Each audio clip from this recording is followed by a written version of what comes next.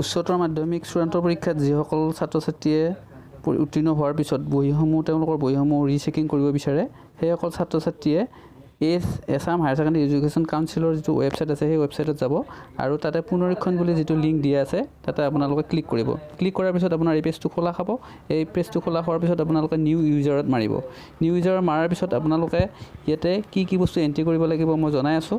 New ইউজাৰত মাৰাৰ পিছত আপোনালোকে ইয়াতে প্ৰথমতে আপোনাৰ ৰোল আৰু নাম্বাৰ, তাৰপিছত আপোনালোকৰ কোন ষ্ট্ৰীমৰ হয়, আৰ্টছ ছায়েন্স আপোনাৰ সেই ষ্ট্ৰীম বা কমাৰ্চ যিটো ষ্ট্ৰীম হয় সেই আপোনালোকে সেই ষ্ট্ৰীমটো ইয়াতে ইনক্লুড কৰি আপোনাৰ মোবাইল নম্বৰটো ইয়াতে ইনক্লুড কৰি দিব।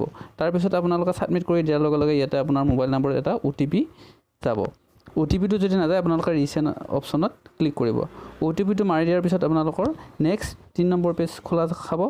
3 নম্বৰ পেজ খোলা হোৱাৰ পিছত আপোনালোকে এই পেজটোত আপোনালোকে প্ৰথমতে আপোনালোকৰ কোন কলেজত পঢ়িছিলে সেই কলেজৰ নামটো ইনক্লুড কৰিব। তাৰপিছত কেণ্ডিডেটৰ নাম, তাৰপিছত এজন কেণ্ডিডেটে মাত্ৰ 3টা ছাবজেক্টতে ৰিকল কৰিব পাৰিব।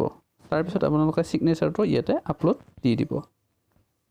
আপলোড দিয়াৰ পিছত আপোনালোকৰ ইউজাৰ নেম আৰু পাছৱৰ্ড মাৰি আপোনালোকে পেজটো পুনৰ খুলি ল'ব।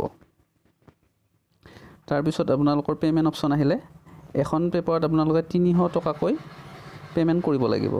এই পে'মেণ্টটো আপোনালোকে internet banking, debit card, credit card যিকোনোৰে আপোনালোকে কৰিব পাৰিব। পে'মেণ্ট কৰাৰ পিছত আপোনালোকে এখন কনফাৰ্মেশ্যন পেজ পাব আৰু এই কনফাৰ্মেশ্যন পেজখন আপোনালোকে ৰাখি থ'ব, পিছত আপোনালোকৰ প্ৰয়োজন হ'ব। আজিলৈ ভিডিঅ'টো ইমানেই আছিল। ধন্যবাদ।